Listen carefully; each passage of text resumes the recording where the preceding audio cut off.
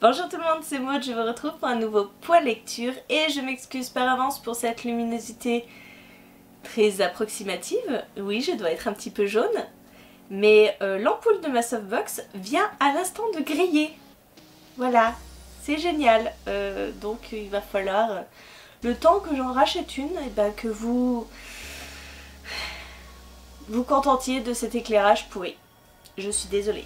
Mais bon, ça n'empêche que j'ai quand même 3 livres à vous présenter dans ce point lecture. Je parlerai bien sûr du tome numéro 4. Oui, on en est déjà au numéro 4 de l'Épouvanteur. Donc le combat de l'Épouvanteur de Joseph Delaney paru chez Bayard Jeunesse. Je vous parlerai ensuite, on reste dans du jeunesse, je vous parlerai de Presque minuit d'Anthony Hinault Combrexel paru aux éditions 404. Et pour finir, on parlera de Rebelles du désert, le tome 2, Trahison, de Halloween Hamilton, paru chez PKJ.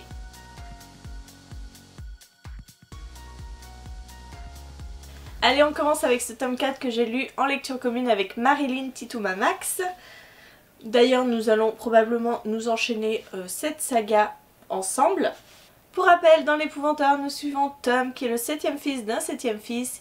Il devient apprenti épouvanteur aux côtés de l'épouvanteur du comté et sa mission est d'apprendre tout ce que l'épouvanteur pourra lui apprendre pour combattre les sorcières, les gobelins, les démons et tout ce qui hante le comté. Dans cette 4e aventure, nous suivons principalement des sorcières. Tom va être aux prises avec des sorcières qui ont kidnappé le restant de sa famille.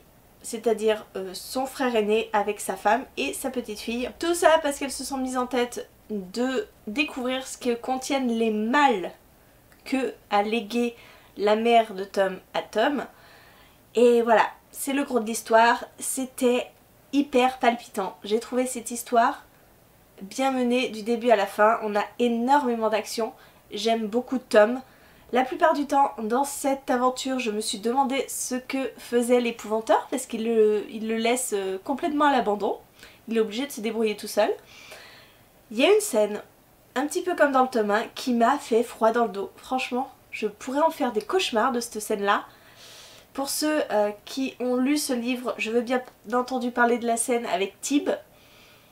Si vous voyez de quoi je parle, cette scène, elle est affreuse. L'issue est affreuse. Et qu'est-ce que c'est sombre! De plus en plus, je me prends à me dire que on atteint un degré de noirceur comme j'ai rarement vu dans cette saga, alors que c'est de la jeunesse, hein, je tiens à le rappeler. Bref, j'ai adoré et je continue à adorer cette saga.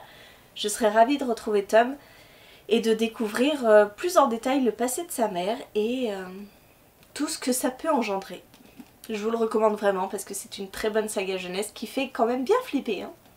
Je vous parle ensuite d'un service presse qui m'a été envoyé par la maison d'édition, donc un grand merci à 404 éditions. J'ai passé un bon moment avec ce livre. Ici, nous suivons 6 orphelins en 1889 lors de l'exposition universelle à Paris.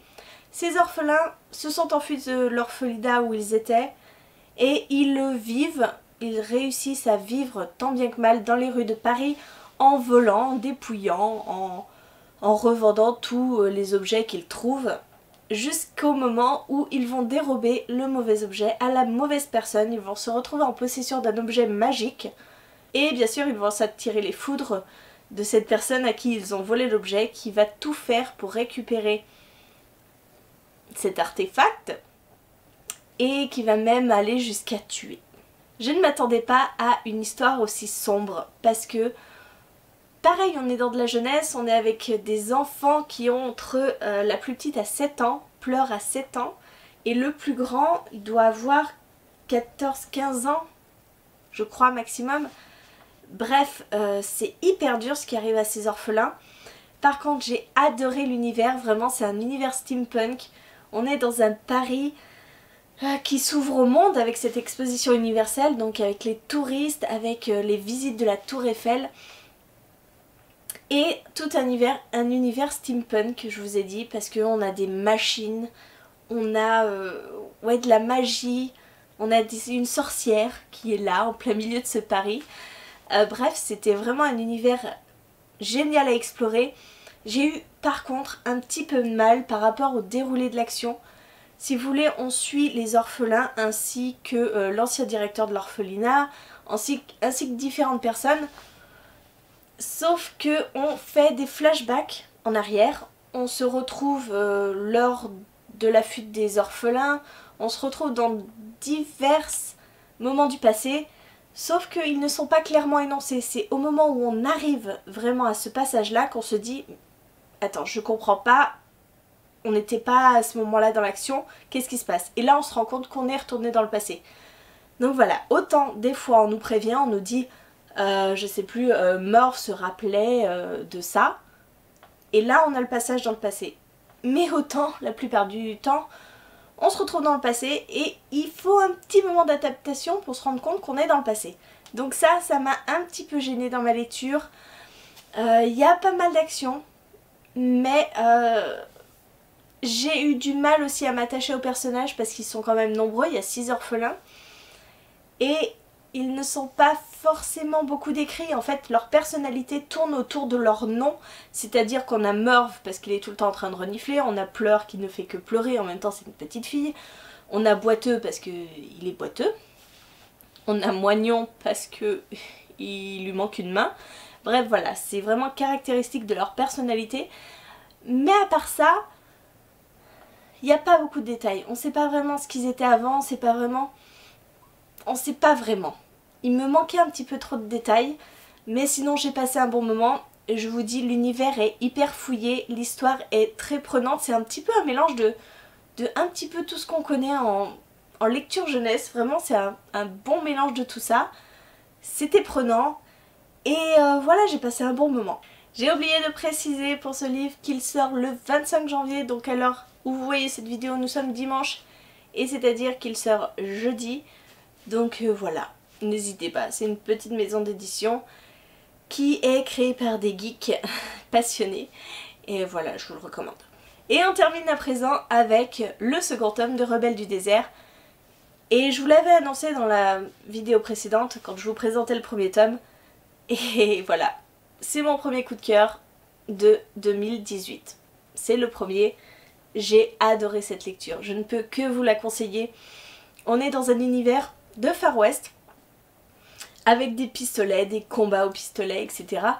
Mais avec toute une culture, toute une mythologie orientale, puisqu'on a des djinns, on a les sultans, les sultimes, le harem, voilà, toute cette mythologie que j'ai l'impression que moi j'adore de plus en plus, que j'aime à chaque lecture. Et l'univers est dingue, encore ici, dans ce second tome, on développe encore un petit peu plus. On voit Amani se retrouver face à des situations complètement dingues. L'auteur a réussi à me faire chouiner. Non, j'ai pas pleuré, mais à me pincer le cœur d'une manière dont je ne m'imaginais même pas pour un personnage que je détestais. Donc c'est pour vous dire que l'auteur arrive à retourner les situations. Et puis dedans, on découvre le sultan. Ce sultan qui est l'ennemi d'Amani, qui est l'ennemi de la rébellion, qui est le père du prince rebelle, celui qu'on est censé détester, et là on le découvre. Et alors c'est très bizarre, mais moi je l'aime beaucoup ce personnage. J'aime un méchant parce que on nous le dépeignait comme quelqu'un de cruel, de méchant, de quelqu'un qui ne prenait pas les bonnes décisions, et en fait on s'aperçoit que c'est un homme froid, oui c'est vrai, mais hyper intelligent, très réfléchi, et qui finalement fait passer le peuple avant même...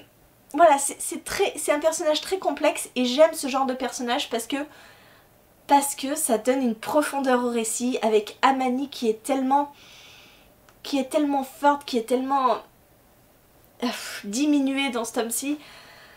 Ouais, j'ai vraiment adoré cet univers, j'ai adoré les personnages et je ne peux que vous le recommander parce que franchement c'est un coup de cœur et je pense qu'il le mérite vraiment amplement.